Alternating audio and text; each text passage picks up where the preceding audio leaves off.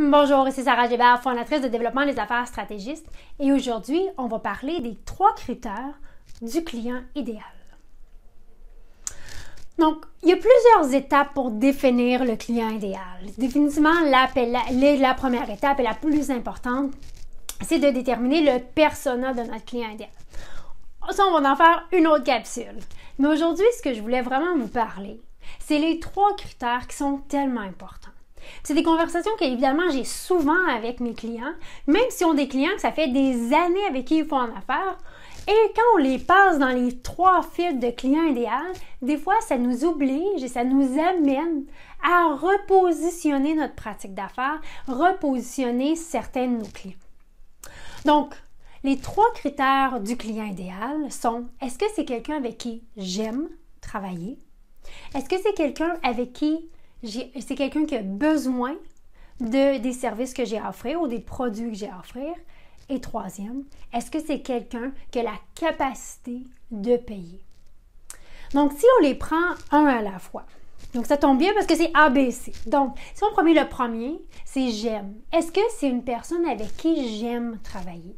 La vie est vraiment, vraiment trop courte pour travailler avec des clients avec lesquels on n'a pas de plaisir à travailler. Donc, si à chaque fois que le téléphone sonne, puis de cette personne-là, vous faites « Oh, pas encore elle » ou vous prenez des jours à répondre à un courriel, c'est peut-être un signe que c'est peut-être pas le client idéal pour vous. Ceci dit, ça va être le client idéal pour quelqu'un d'autre. Donc, faites-vous-en pas avec ça.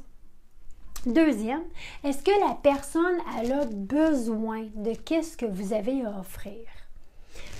Si j'ai pas besoin d'une Porsche, vendez-moi pas une Porsche. Donc, c'est de voir, oui, cette personne-là, peut-être que j'ai du plaisir à travailler avec elle, mais elle n'a pas besoin des services que j'ai à offrir. Elle a peut-être eu besoin des services que j'avais à offrir quand j'ai commencé en affaires, il y a 10 ans, il y a 15 ans, il y a 20 ans, mais elle n'a pas besoin de ce que j'ai à offrir. Donc, c'est d'être assez honnête envers soi-même et de dire, est-ce que cette personne-là, elle a besoin de ce que j'ai à offrir et est-ce que c'est vraiment au niveau où moi je veux m'en aller? Tu sais, souvent, des fois, on va prendre des clients qui n'ont pas besoin de ce qu'on a à offrir, mais on les garde ou on les prend quand même. Puis je trouve que parfois, c'est de voir que c'est comme un chirurgien dentiste qui fait un nettoyage de dents. Tu sais, si vous êtes capable d'aider vos clients à un autre niveau, mais vous avez le devoir d'aider les gens à un autre niveau.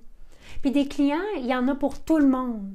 Donc, il va y avoir d'autres personnes qui vont être peut-être mieux positionnées à aider la personne que vous. Donc, est-ce que la personne, elle a vraiment besoin de moi? Qu'est-ce que j'ai à offrir? Et troisième, est-ce qu'elle a la capacité de payer? Là encore, c'est de l'intégrité. Est-ce que cette personne-là a vraiment la capacité de payer qu'est-ce que j'ai à offrir? Puis, tu sais, c'est pas juste de regarder est-ce qu'elle a la capacité de payer. Tu sais, des fois, on a des personnes avec qui ils ont définitivement la capacité de payer, mais on n'a pas de plaisir.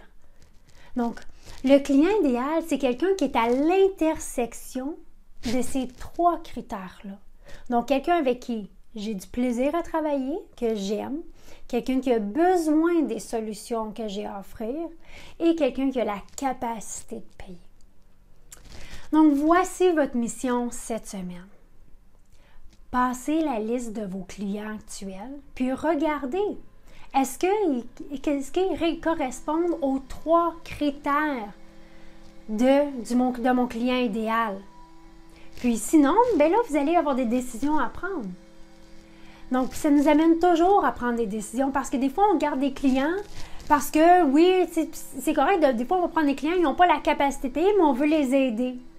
Donc, c'est correct d'avoir une portion de notre pratique d'affaires qui est comme ça, mais ça ne peut pas être toute notre pratique d'affaires. Donc, déterminez, vous, c'est quoi vos critères. Donc, c'est quoi l'offre de service. C'est quoi aussi les frais qui sont intégrés dans moi, qu'est-ce que j'ai à offrir. Et passez en revue votre clientèle. Et deuxième, regardez aussi la liste de clients potentiels que vous avez présentement, votre fameux prospecting pipeline. Est-ce que c'est des gens qui rencontrent ces 3 critères-là?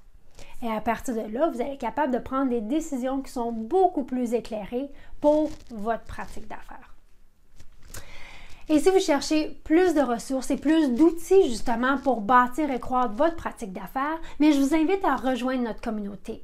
Visitez notre site web www.strategist.cc et rejoignez notre communauté d'entrepreneurs. Des entrepreneurs qui ont décidé que le statu quo, ce n'était pas pour eux. Qu'il était le temps de passer à un autre niveau de succès, selon votre définition de succès, évidemment. Donc, d'ici la semaine prochaine, prenez la mission. Déterminez vos critères, regardez votre clientèle actuelle et passez à l'action. Qu'est-ce que vous allez faire à la lumière de ça? Et je vous remercie semaine après semaine pour vos commentaires, que ce soit dans les médias sociaux, par courriel, par téléphone ou parfois des fois quand on se rencontre dans des ateliers.